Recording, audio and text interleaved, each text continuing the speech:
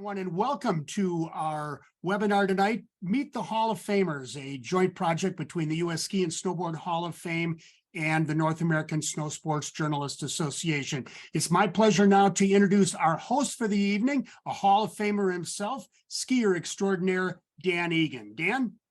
Hi, welcome everybody, and what a night we have in store for you tonight to meet the future Hall of Famers, the people who have waited so patiently to be inducted into the U.S. Ski and Snowboard Hall of Fame during the COVID time. And we're finally now catching up and getting all the classes into the U.S. Ski and Snowboard Hall of Fame. This March, we'll be live at Big Sky, Montana on March 25th and 26th with the inductions. And tonight, we have an amazing group of individuals who have achieved amazing things in the winter sports history industry here with us tonight. We're going to meet them and speak with them and hear about how much fun they had during the career and get some insight as well. And we're going to start tonight with, of course, our very old Tom Kelly and Justin Koski from the U.S. Ski and Snowboard Hall of Fame. How are we doing tonight? Well, it's great. It's great to be here, and glad to see everybody out here. And Justin, thanks for joining us. You're in Ishpeming tonight. Yes, sir. Justin, I know you've been heating up, lots of going on, and just tell us a little bit about what to expect at Big Sky. Yeah, the biggest industry party of the year, Dan. 18 inductions, two evenings, two blazing fashion shows, bunch of ski celebrities, snowboarding legends on snow. We have pretty much from Wednesday all the way through Saturday evening, nonstop action there in Big Sky. Great host, lots of really good things happening. Full schedule, of course, at skihall.com. And of course, Tom Kelly, you've been part of the hall. You're in the hall. Just give us a little bit of insight of what it's like to be there on the night of an induction. Well, I was actually going to pose the same question to you. I was there when you were inducted in Stowe, and I was inducted a few years later in Salt Lake City. And Brian Fairbank, the chair of the Hall of Fame, is going to come on in a minute and talk a little bit about this. But it's really a special time, and have all of our inductees here tonight to talk a little bit about it. Know that you have a great evening in store for you in Big Sky next month. Absolutely. And so we'll get right after it. And let's bring Brian Fairbanks on and hear from Brian. Good evening, everybody. And I would say to you that I've spent 55 years in this industry, and the most special night of my entire life was an induction in the Hall of Fame. Trust me when I say, when you get to the point of that Saturday or Friday evening, you're going to be sitting in your seat, walking up on stage, recognizing that you are being credited with an incredible amount of impact on our industry. The people we have selected for inductees have had a profound impact on all of us, and we thank you so much for your contribution. Have a great evening. Thank you, Brian, and it's great to see you as always, and I hope everything is great out there at Jiminy Peak and beyond at all your resorts.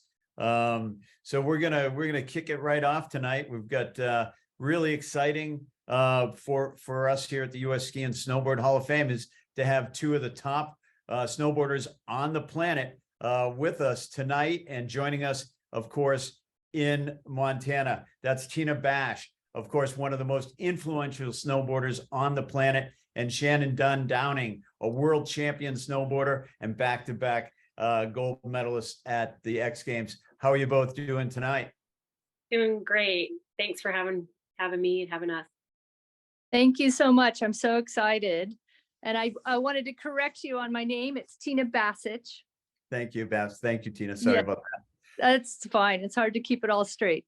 But I'm looking forward to this evening. I know that as time passes with my career, and enough time has passed where I can reflect back and start to look back, and I've become a mother and seen my daughter grab onto the stoke of snowboarding, and I'm just become more grateful for the time and the period that I was involved in snowboarding, and especially in a sport, being at the beginning of a sport.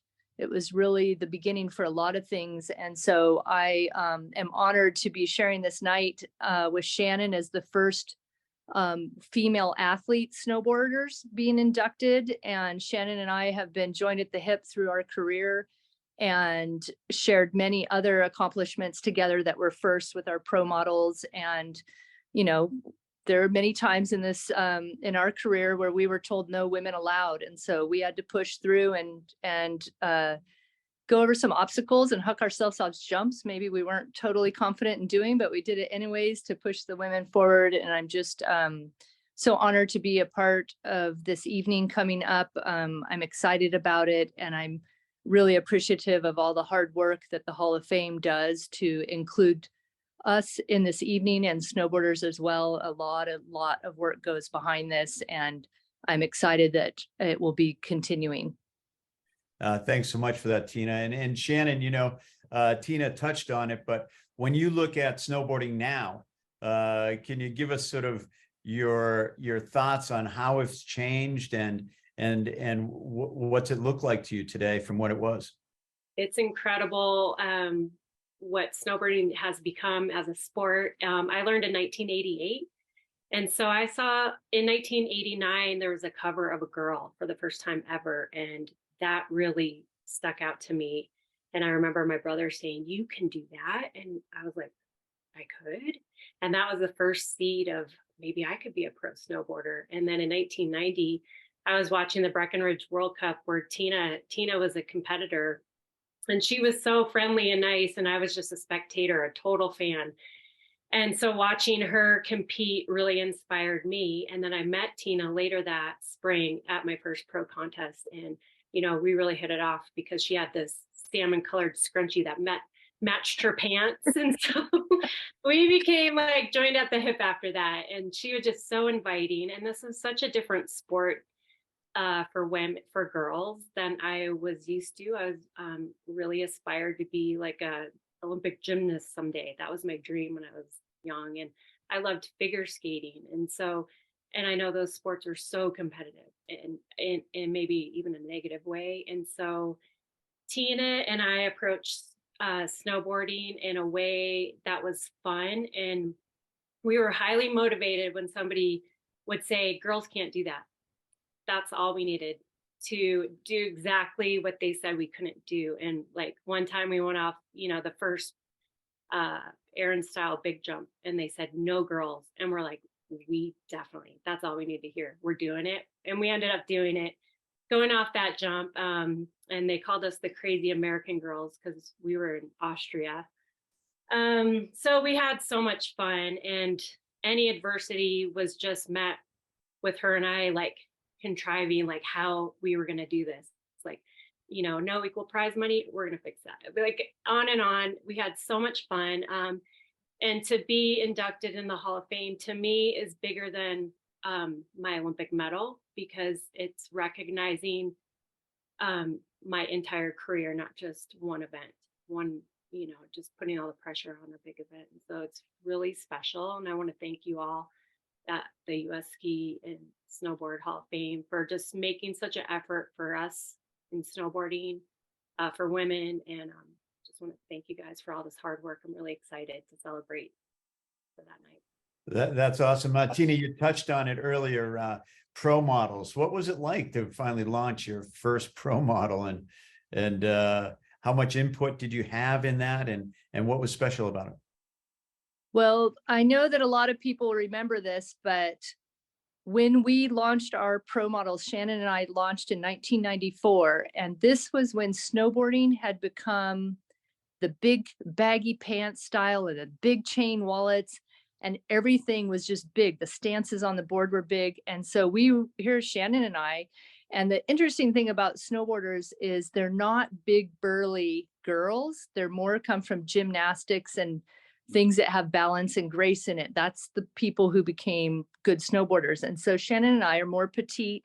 And so these big clothes that our sponsored would give us were just falling off of us. The actual equipment wasn't working for us. It was holding us back. So we were on our sewing machines, sewing the clothes smaller. We were trying to make it work for us. So the need was there, but the industry was booming at that time, but it was not ready to accept and just say, yeah, let's do that. Let's make a women's pro model. Let's make pink clothing out of Gore-Tex. Like, it wasn't such an easy sell. So there was a piece of pie in the industry that was not there, but it was untapped. And so there was females in the industry like Lisa Hudson and Gayleen Nagel that pushed for the companies to support us in this idea of making female specific product.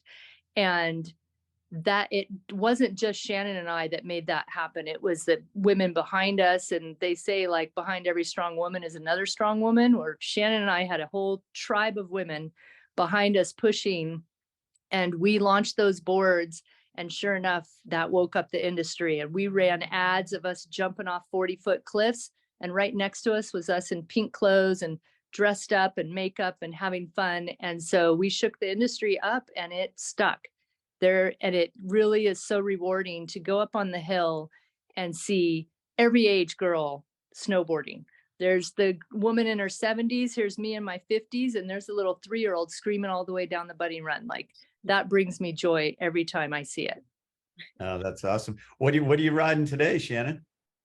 I am actually riding a remake of my Burton Dolphin Pro model. Burton's relaunching in May my first Burton Dolphin Pro model. So, and this is actually a sweatshirt that goes with it. But I'm so excited. That just happened to match up with the Hall of Fame. But yeah, it's kind of funny that I'm back to the original model, and I'm excited about that. Well, that's great. It's awesome. We look forward to seeing you in Big Sky. Stand by. We're going to come back to you here as we introduce the other inductees. Next up, it's one of my ski heroes, Mr. John Eves, hanging out in Mexico today. John, how you doing, my friend? Oh, good. I'm great. I just came in from the water down here with Mark Stigemeyer, who I competed with years ago, and we both like to engage in water sports like kite foiling and wing foil. We spoke a little bit a few weeks back, and I was asking about the times you've been lit on fire. Probably no other skier has been lit on fire more than you. You want to talk us through some of the stunts you did with the Bogner films and beyond? Sure. Well, I guess Fire and Ice was the main film that I did with Willie Bogner, although I worked for him for over 30 years. So we did a lot of firework. There were rings of fire that we were doing somersaults through, and just giant explosions behind me when I was jumping or skiing. But I never got burnt, so that was a good thing. That's great. That's great. And of course, legendary freestyle skier, more titles than I can count. Recap sort of the feeling of those competitions when you were doing them. I guess the first time I won a world championship, it was 1977. It was in Heavenly Valley. And I remember the year before watching John Clendenin win it and thinking how incredible it was. And I was just sitting there looking up at him. He won the world championships, and I just was in complete awe. And then suddenly a year later, that was me. And I was just in shock. And I remember getting on the lift. I didn't ski down. I was just, in another world. And so I took the lift down with my wife, and just this beautiful view of South Lake Tahoe, and just sitting there and just realizing this kind of euphoria, I guess, of reaching a goal. And but it didn't stop. It kept on going, and it was a great trip. That's awesome. That's awesome. And so what's the big plans now? You're on the beach. When are you going to be back on snow? I'm just taking a quick break. I've just spent 2 months filming heli skiing. I have an adventure sports documentary company, and I specialize in heli skiing and ski touring in the winter. And I've often worked with Chris Davenport up in Canada filming, and that's how I got to know him. And it's a bit of a lean year right now in Canada. They don't have as much snow as America has at the moment. Vail Mount, which is in central British Columbia usually has tons and tons of snow in it. So we're snowpacking 100 years there right now. So yeah, but I'll be going back to that soon. Well, you're a hero of mine for many reasons, but focusing on heli skiing really puts you at the top of the list. So I appreciate that. Next up tonight, of course, we have the voice of ski racing, none other legendary than Peter Graves. Peter, let's hear it. How are you? Yeah, I'm in Vermont, where I grew up, recovering from a weekend of announcing World Cup jumping in Lake Placid, Nordic jumping, that is. Yeah, things are good. And at 70, I'm busier probably than I've ever been, which is a great irony to me, actually. It's amazing to me when I listen to you call a race, Peter, the knowledge, the depth, the insight of all the competitors. I've always wondered, what's it take to prep for that? There's a lot of prep, and Dan, honestly, it goes every day. And I think that's how you learn to stay on top of it. You know, I mean, I'm thankfully now in the internet era, it's easy to follow and easy to get bio information, but it didn't used to be. Used to be very hard. So no, I work at it all the time. And because I do multiple disciplines, alpine, cross country, jumping, sometimes biathlon, have to stay pretty much on top of it. But, you know, it's been an incredible career. And I think for me, I had absolutely zero plan when I got done racing cross country, which I started in 1966 when there's the famous Broomhall family. Some of you will know their name from Rumford, Maine. They had many brothers. Chummy went on to be in the Hall of Fame. His brother came to Bennington in 1966. And up until that point, I had never heard of cross-country skiing. I was kind of looking for something I could excel in. So I got into that, did okay with it, went out to Fort Lewis College in Durango, Colorado to ski for two-time Olympic coach Dolph Koos. And during that time, Dolph had me call the local radio station with results on the Western Winter Carnivals, some DU, Utah, et cetera, et cetera. And I started making contacts with the local radio station. And all of a sudden, as you know, one thing leads to another. And, you know, I mean, certainly the big break was ABC in 1980. And I went to New York and they said, we've heard you had some broadcasting experience. I said, yeah, a little bit. But the thing Rune Arledge and Chuck Howard wanted to know most of all was, do you know Bill Koch? And I said, yeah, I know him really quite well.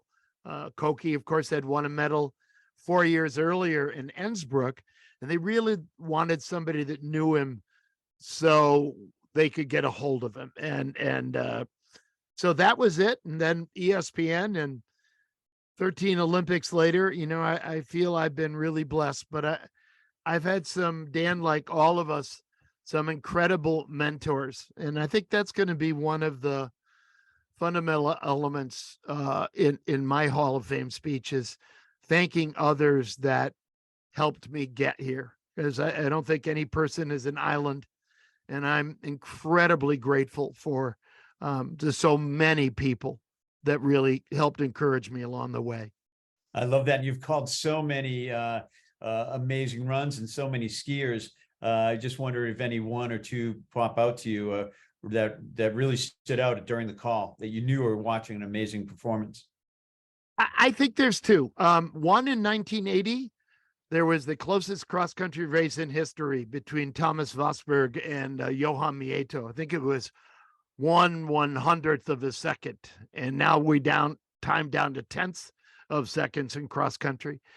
Calling that was extraordinary. I mean, to win that is by the blink of an eye, perhaps. And then I think the other ones that I think watching Bodie, I mean, especially at Beaver Creek, you know, I mean, this guy was just supposed to fall doing what he was doing. And he very seldom did. And his recoveries, when he should have been flat on his back, I think spoke to his athleticism, his strength, all those things. I mean, those are two very different things, but those are two things that I really, really remember. That's awesome. I appreciate the insight on that, Peter, and look forward to seeing you in Big Sky. Thank you so much, Dan. You bet. And congratulations to everybody out there, because I know most of you. It's great. Thank you. That is awesome. Next up, of course, not only the star of Blizzard of Oz with Greg Stump, but the man behind so many amazing products, bringing them to the forefront across the industry, Mike Hatrip. Mike, how are we? How you doing? I'm doing awesome, thanks. You've been out on the hill lately? Yeah, I was well, this weekend I was out a couple days, one in the backcountry and one at the resort in Sun Valley. I really enjoyed our conversation a few months back on the podcast, and it was really got me thinking. Been thinking a lot about many of your comments, and I love the idea. You brought it to forefront that during Blizzard, you were skiing a lot of things you had not done before, a lot of new experiences, and and you just kind of touched on that. I wonder if you'd recall that for us, dropping into the Poubelle, doing these things that, was really a little bit beyond the mogul skiing you had done prior. Well, I couldn't have been further out of my element when we went to Chamonix and stepped off the Aiguille de Midi. I had never been in the backcountry, never had a beacon on, never had a harness on.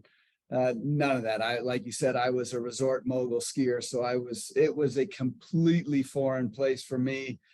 And on one hand, I was drawn to that terrain. It was fascinating and exciting, and with all it's pretty fierce, raw terrain there with the glaciers and seracs and crevasses and big rocks, and so I was drawn to it, but at the same time I also knew I had absolutely no business being out there without a guide. So that eventually led me on my journey to becoming a certified ski guide. And I think that sort of, for me, the transition to becoming a guide, and then doing product development and the interaction there. Do you want to talk through some of the products that you've been with that was a result of your past experiences that really helped shape, avalanche probes, shovels, and skis? Yeah, no, that was the guiding really helped with product development, because not only did I see what people just entering into the sport need, what their needs were, but also the needs of guides. And so, yeah, I mean, some of the things were super simple, like probes at that time were different colored sections, and some guides would take a Sharpie and draw numbers on there. So K2 was the first one to actually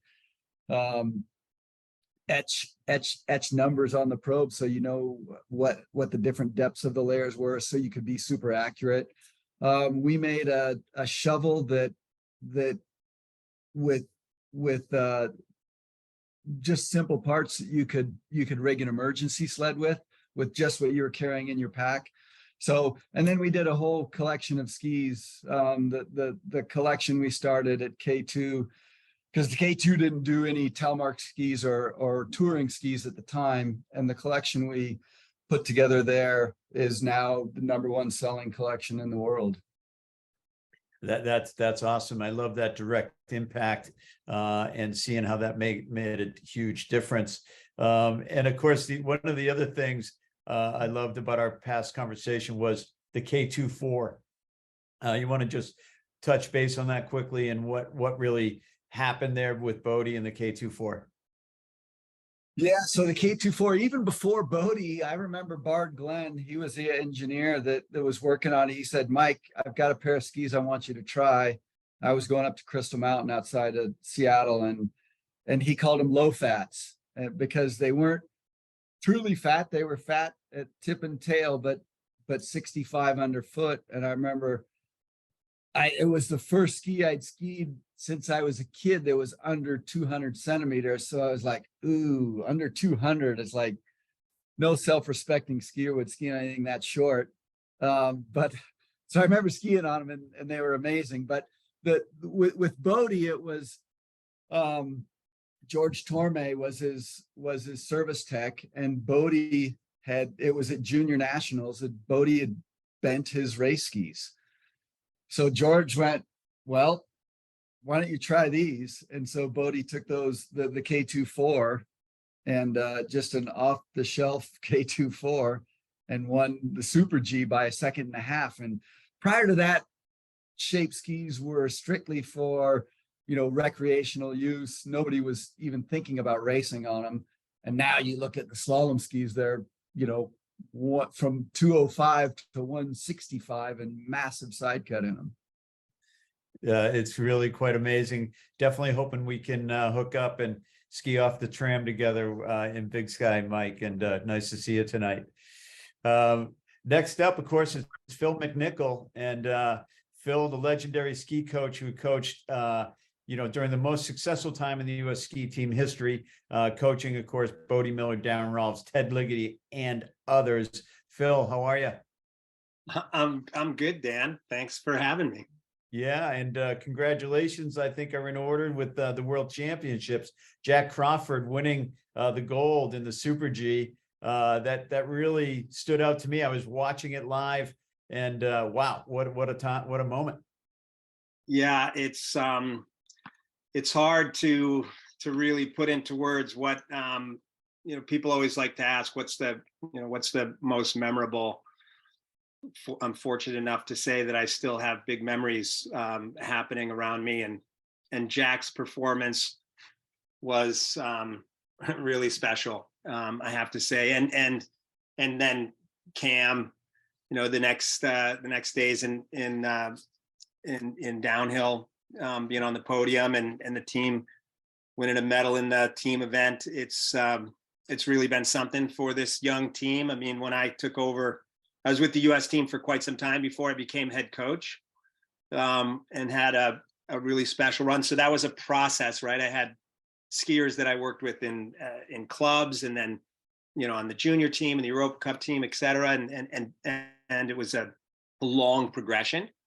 And when I came to the Canadian program, it was in a bit disarray, and was a young team, and no one had won any races, and no one had won anything on the big, in a world championship or Olympics. And to help a group find that different space that's required to win, at the very tip of this, the tip of the sport, has been special, because it's, I always said it's not about the athletes. There's always we have a plethora of great athletes, right? We just have to, as a sport, be able to give them what they need to truly excel. So it's been fun. Thank you for recognizing. I appreciate that greatly. Yeah, no, I think it's amazing, right? And I know, of course, the phone blowing up with all the Canadians and the pride, that instills with winning a world championship. And, you were involved with so much of that on the U.S. side as well. And, it really does mean something to the team, to the athlete, and to the fans to have this sort of success. Can you sort of sum up what it felt like during the success with Bodie and Darren and Ted and so many others, what it was in the country and what it meant to people to have that success? Yeah, I could try. It's again, when you're an athlete or a coach, really exceptional people working around the clock, 365 days a year, in a sport that, is measured by eyelashes at times. And if you haven't really been in it, you don't know. I mean, if you follow ski racing, you can see, for example, in the Super G that we just saw that you spoke to with Jack, right? A skier like Kilde from Norway, who's an incredible dominating force, right? He'd never won a medal in the World Championship, still hasn't won a World Championship title. It's so fleeting and so hard to strike at those big events. and to win even in World Cups and be on the podium, right? So, and you have to know before you go, so to speak. You have to, if you're gonna, confidence is king, and to instill the belief and the training mechanisms to create those performances, we know, but the people don't know, and the sport doesn't blow up, and the incredible momentum that it can do for a sport and a country when you see success. I mean, it's not just about winning and losing, but let's face it, I mean, those are really special moments, and hopefully it opens a window deeper into the sport when a country can see folks succeed at the highest level. So it's really special to be a part of those moments, to share all of that, journey, to share that outcome and see what it does for young aspiring athletes, for coaches and parents and enthusiasts and recreational skiers that are watching. It's just, it's really awe-inspiring from my side of the gym, which sometimes you don't see. It's just, so it's been a gift to be able to be a part of those things. Yeah, that's amazing. And Kildy, he was pretty excited when he came across the line last week, and the camera caught him as Crawford clipped him, and Kildy was throwing his glove against the mat, and they quickly cut away. I mean, it meant there was some fierce competitiveness right there. Yeah, you can only imagine again how when it's so fleeting, and when you have a run that you're like, I could have won, like and you're sitting there waiting, and then like that 100th of a second, and it's gone. As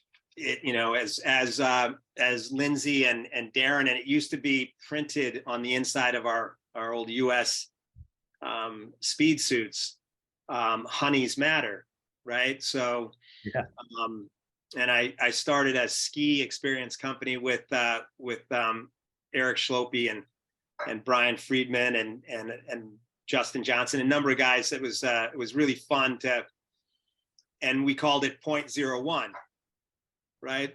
Because if you're in the sport, like it's try to stop your watch at 0.01. It's a pretty hard to stop a stopwatch.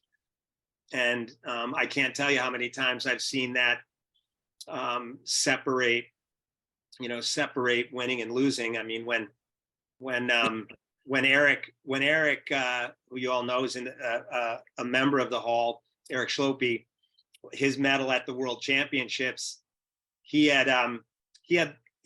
was almost 4 seconds out in the first run of giant slalom.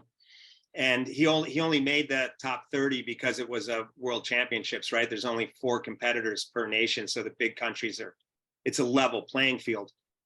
And he wasn't going to take his second run. He was so discouraged. And we talked him into it, because we had World Cups to go. And again, you have to always, confidence is something that you need to build. You can't walk away from an opportunity. So it was like, this is a 1-run race for you. Yeah, you clearly aren't going to get anything out of today. I mean, you're almost 4 seconds out. And he was on the podium, and he was on the podium by 0.02. So the podium was separated by, Hans Knaus was second behind Bodie by 1/100th, and Eric was behind him by 1/100th. And so Eric made up almost 4 seconds in that run. And it was really, those are some of the memories that I take with me that were really special. That I see, again and again, really fantastic moments in sport. Front row seat to some of the greatest moments in ski racing history. Well done, and look forward to seeing you in Big Sky as well. Can't wait. Well, I'm super excited and humbled, and I want to congratulate all the inductees. I mean, it's just, it's mind staggering for me to be included with such amazing people, both currently in the Hall and now being inducted. So thank you, and the Hall of Fame. Thank you very much. You bet. And we'll see you soon, Peter. Next up, one of the fastest men on the planet on skis, going over 130 miles an hour. Oh my gosh. CJ Muller, how are you, man? What's happening? Well, I barely hit 30 miles an hour yesterday, but I'm still out there, so things are good. It's the wax. It's the wax, CJ. I did have that advantage. Oh my gosh. I was lucky enough to get into speed skiing when most of them were more concerned about the party the night before than waxing their skis. And I still remember passing Paul Bushman on the way down to the lift one morning, and he's going, "Mueller, what kind of wax have you got on those skis?" Talk us through some of the classic speed skiing tracks. They're in beautiful places. You're not making any turns. And what's it feel like to stand on top? Well, I'll tell you about Les Arcs. That's how I got involved. I was lucky enough to be introduced to a French family in Val d'Isere. I went to ski over there and stay with them. And the night that I arrived, I had brought some downhill equipment. I had a FIS license to race some downhills. And they said, "You want to go skiing really fast? We know the girl who's the world record holder, Kathy Breton, and they're going to test a new track in Les Arcs." And so I got to go test the new track in Les Arcs in 1981. And then we raced there every year, and that's where they held the Olympics. And so I was there racing for 13 seasons, although one season we got weathered out and we had a derby where everybody started at the top and had a mass start. And that was actually more entertaining than the speed skiing race. What goes through your mind? I mean, did people just automatically assume you're crazy to do it? I imagine you have an answer to that. Yes, they do assume that. But if you look at the people who really were good, Steve McKinney, I never really thought of him as crazy. But he was very thoughtful. And I'm sure Jan Reynolds knew Steve really well. I'm sure she would agree. He was kind of crazy in his own way, but he was very meticulous and thoughtful. Of course, coming up with the idea for what they called the trout head helmet, and then looking into the fairings for the helmet and the fairings for the legs. He was very, very thoughtful and meticulous. On a sad note, Jeff Hamilton, who won the bronze medal in the Olympics in '92, who recently passed away. But you can say the same thing about him. World record holder, first one over 150 miles an hour. When he came to the Olympics in '92, he'd only been in, I think, 5 speed skiing races, but he was very meticulous and thoughtful, and maybe a little crazy too. But he did really well and really excelled. And of course, Michael Prufer and Franz Weber, who are really well-known speed skiers, yes, there was probably a little bit of crazy there, but I think the big thing is that they were mentally very strong and focused, and very thoughtful about what they needed to do to be just a little bit faster.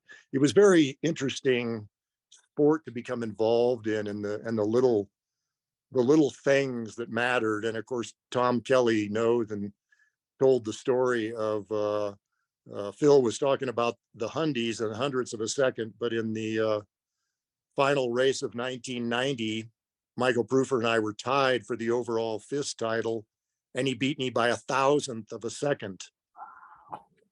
And the crazy thing is one of the guys on the team, John Dugan, noticed a tiny little hole in my rubber suit just as I was about to start. And he said, "You want me to slap some duct tape on that?" And I said, "No, I'll be fine." That little piece of duct tape might have gained me those 2,000ths of a second. That's awesome. That's awesome. So amazing. And just talk about when you're peaking out at those speeds, what's going on internally. Is it a rush? Are you calm? Where's your head settling at? It's got to be calm if you want to keep your speed building. I did have a couple of instances in Lac Luzal one year. I'd been winning every run. We had a little break before the final run of the race, and we were sitting up at a little restaurant right above the top of the track, which was very convenient. And I was sitting with my friend from Finland, and we were talking, and I overheard the guys at the next table say, "Did you see that hole in the track down by the rock? There was a big rock on the side that is very famous for its own reasons, but they were talking about the hole in the track." And it just, I didn't even remember it as I was starting, but then as I was skiing down on my run, I see the hole in the track, and I wasn't going for the hole in the track, but I saw the hole in the track, and that thought of there's the hole in the track threw me off my run, and I ended up, I think, in 4th place at that race because I had that one little tiny thought go through my head. That's a great lesson for many young athletes to think about. Thanks, CJ. Looking forward to seeing you in Big Sky. I would like to add, as everyone else has, congratulations to everybody else. I would also like to say this has been really fascinating and listen to everybody's stories, particularly right at the start when Shannon was talking about meeting Tina and just how much fun Tina was and how she wanted to do it. And that was one of the great things about speed skiing, was that the people were all so fun and inviting, and it was just a really great time. And the last thing I want to do is say hello to my friend Jeff Blumenfeld and hope things are going well for you. Oh, thanks. We appreciate that, CJ. Thanks. Next up, of course, I'll never forget the first time I met Mr. Kent Kreitler in Vail, watching him film a Nick Nixon film, thinking, who the heck is this young whippersnapper, as he went flying by me. One of the most influential skiers in the early days of free skiing, made his mark. Kent Kreitler, how you doing, Kent? Good, thanks. Sorry I was late. Yeah, Justin had to remind me I was working on this other thing for him that I was doing last minute. So thanks for having me. It's great to see everyone. Yeah, come on, tell us the truth. You're out skiing. Come on. I didn't today, but I was just in Montana. I got to Big Sky for the first time, and I went to Bridger and Big Sky. I was in Montana for a week, so I'm in catch up mode. I love it. Back in the day, doing what you were doing, I've always wanted to ask you sort of, what was the mindset? What was the goal with when you started skiing professionally with Shane and filming? Who was in your target? What did you want to accomplish? I don't know. It was weird. Like, I had an introduction to the kind of skiing that I got into in high school. David Steckline up here in Sun Valley started hiring me just to go on photo shoots. And so I started doing that part of it in high school. And then, let's see, with that, when I was a racer in high school, and my senior year of high school, I quit racing. And there was a thing in Vail.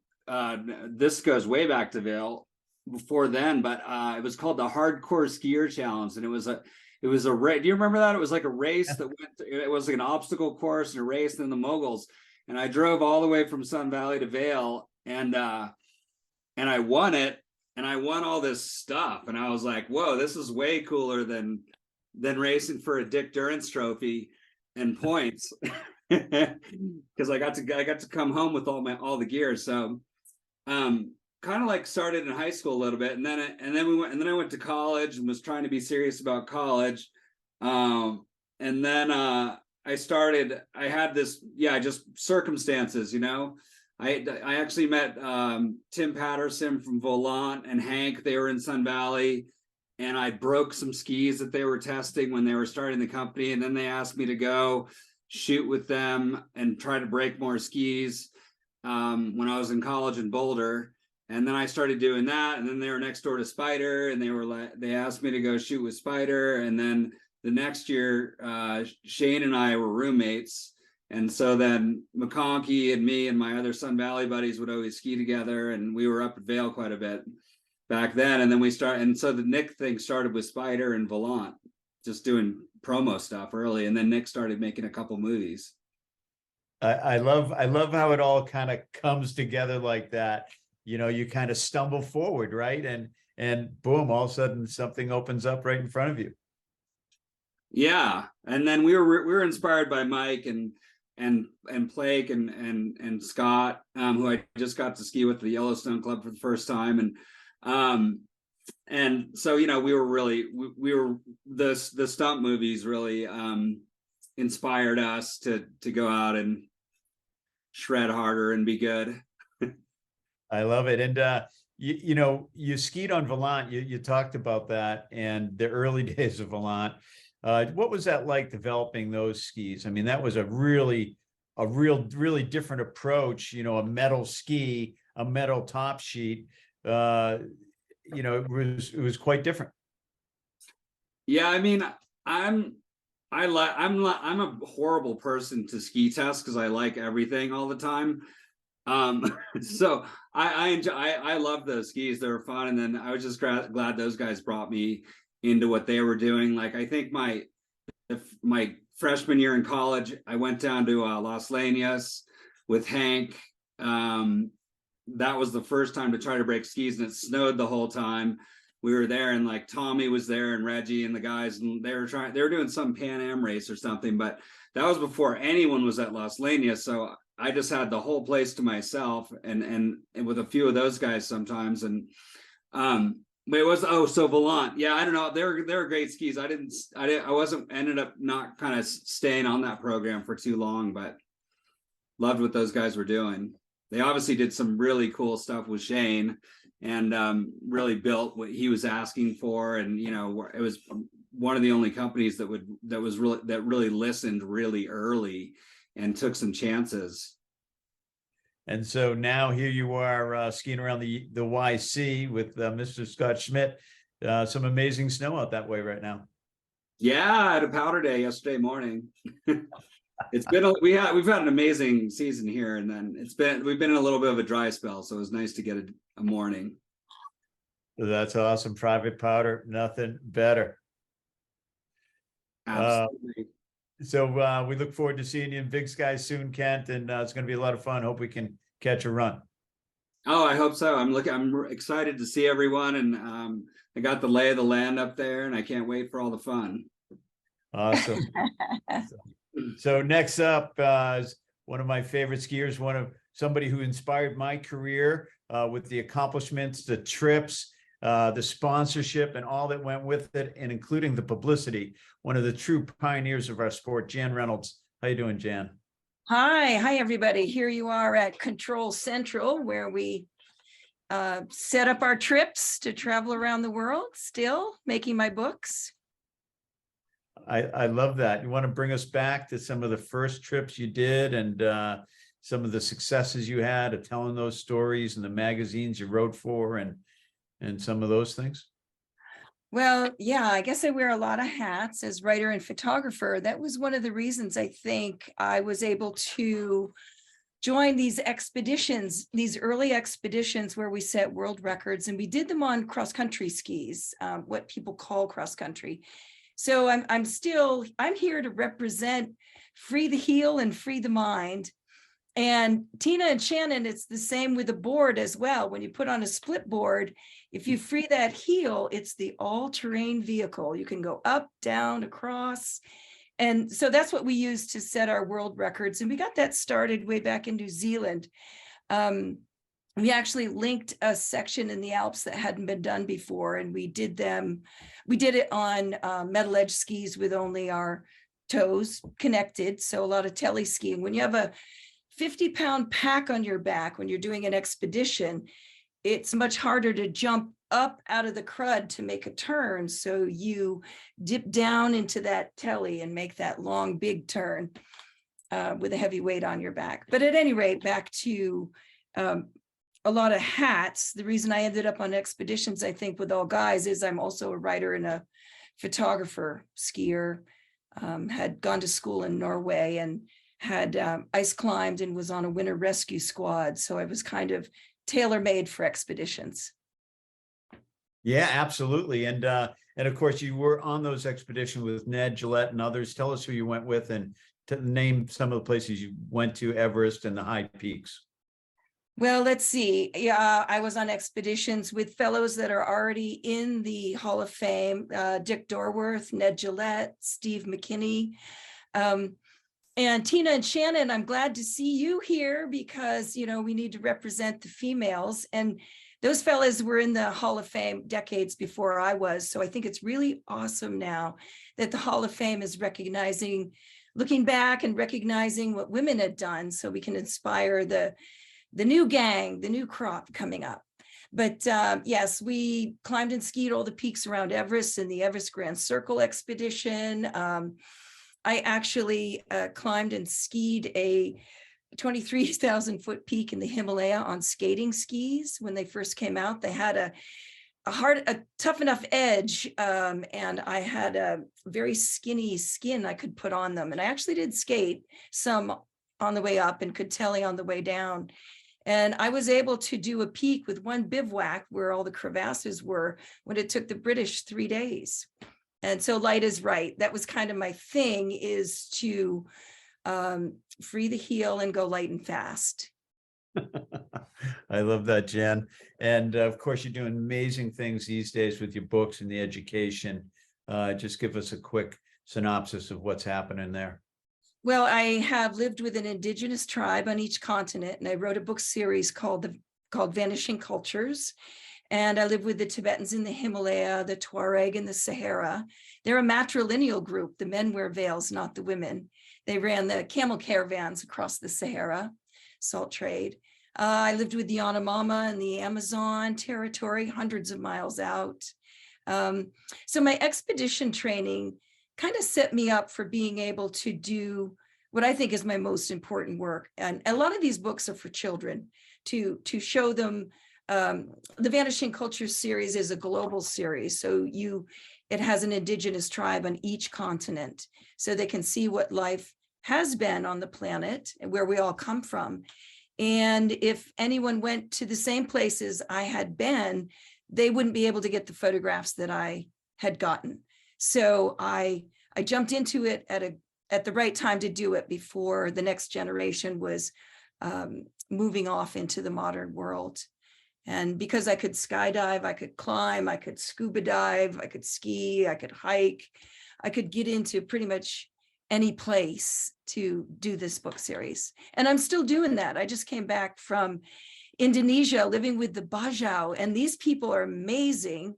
They can hold their breath for almost up to 15 minutes. It's been recorded at 13, and they drop down, they dive straight down, and they hunt underwater, and they can see underwater in a way we can't because they've lived on the water for generations. So they've adapted. It's pretty amazing. So I was scuba diving with my camera. I was not holding my breath, but I got some amazing shots of these people. That's fascinating. And you know, I know that you touched on this a little bit, but you know, you represent really the forefront of expeditions and adventure travel, sponsorship, and of course, women doing this. And when you look across the board now, whether it's Kit Delorier, Kristen Ulmer, others, of course, there's so many now.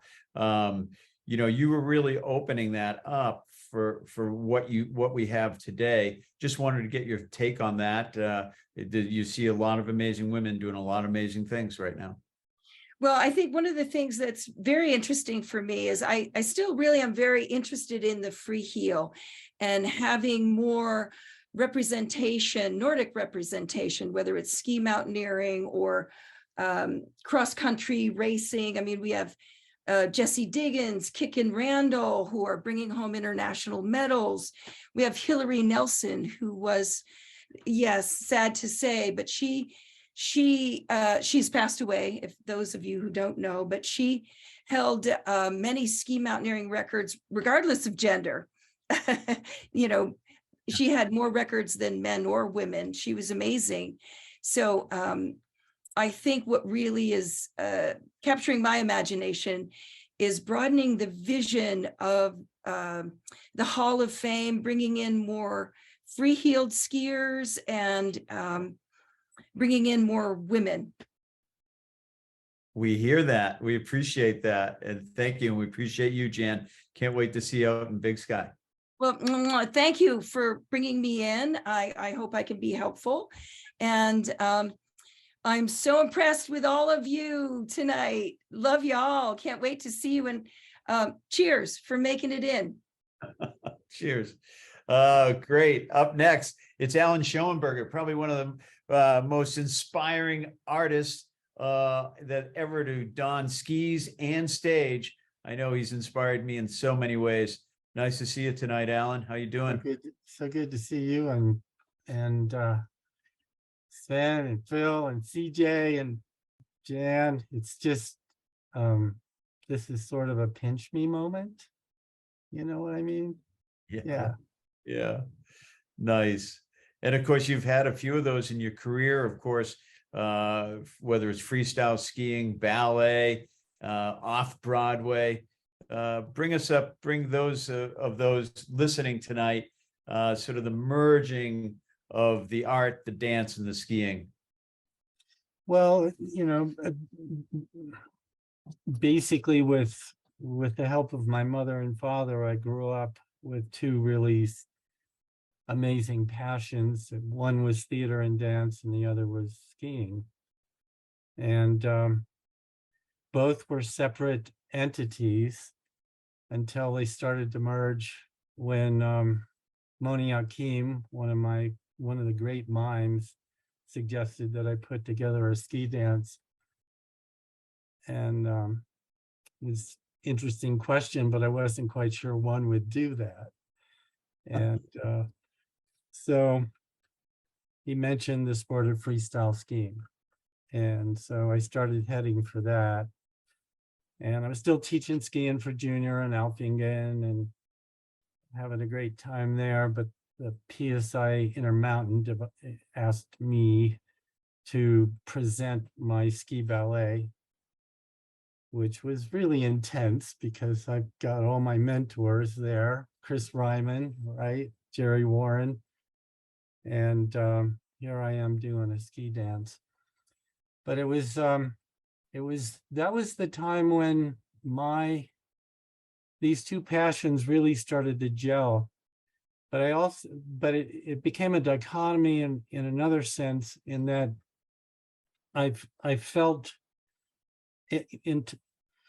until I walked into Junior Banus's office and I said, Junior, I know I love your ski school, but have you heard of freestyle skiing? And he wanted to know more. And when he suggested that I pursue this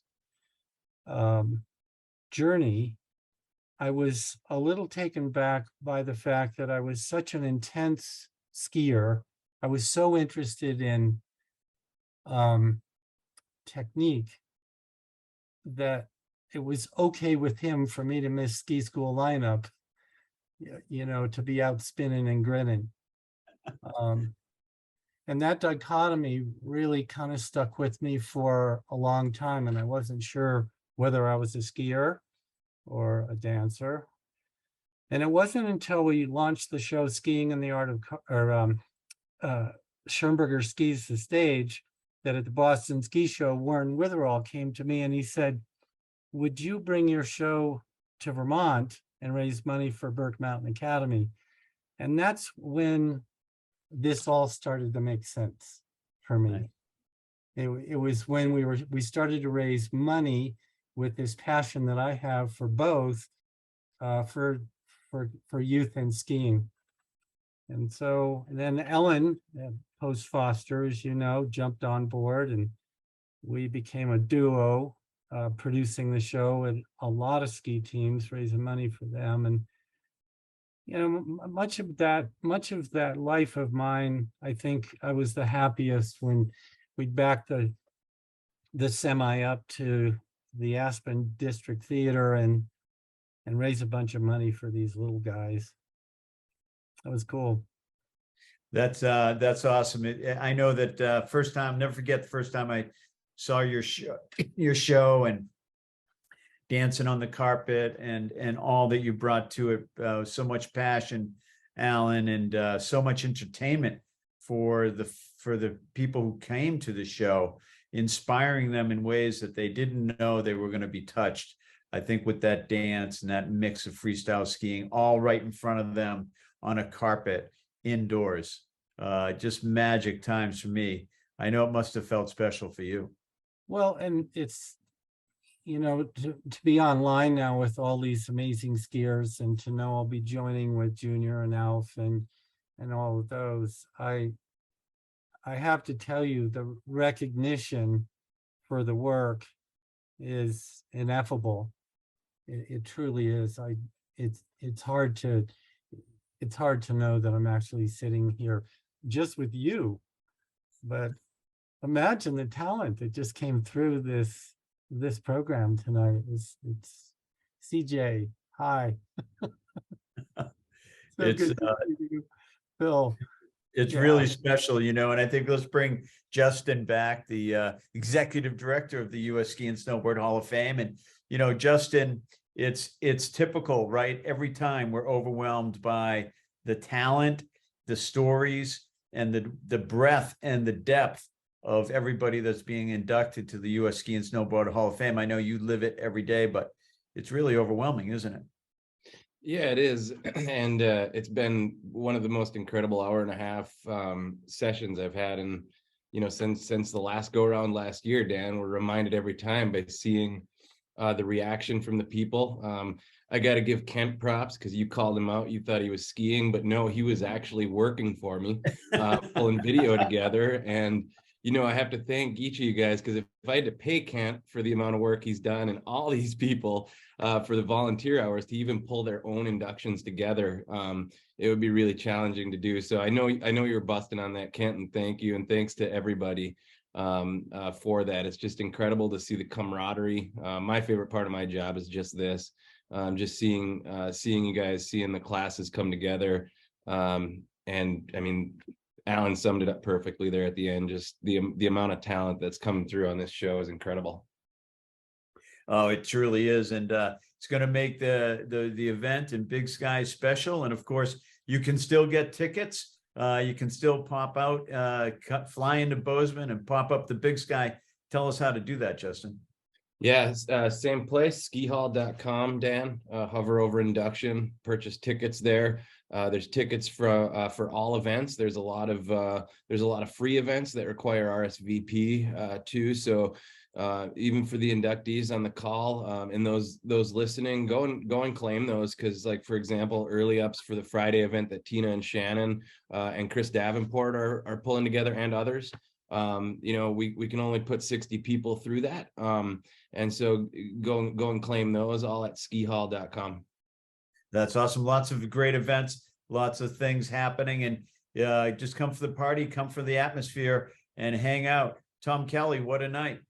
Yeah, it really has been. Thanks to everybody. It's just so invigorating to hear these stories. And I want to also send a shout out to Eric Austin. He is the chair of the Canadian Hall of Fame, grandson of Jack Rabbit Johansson, and who I did get to know, my friend Peter Graves as well. So Dan, thank you for orchestrating this and weaving the way through. We look forward to hearing from all of our honored members when we get to Big Sky in a month. Great. Thanks for joining us, everybody. We'll see you soon. And all right. Peace out. Thanks so much. Thanks, everyone. Good night, everybody.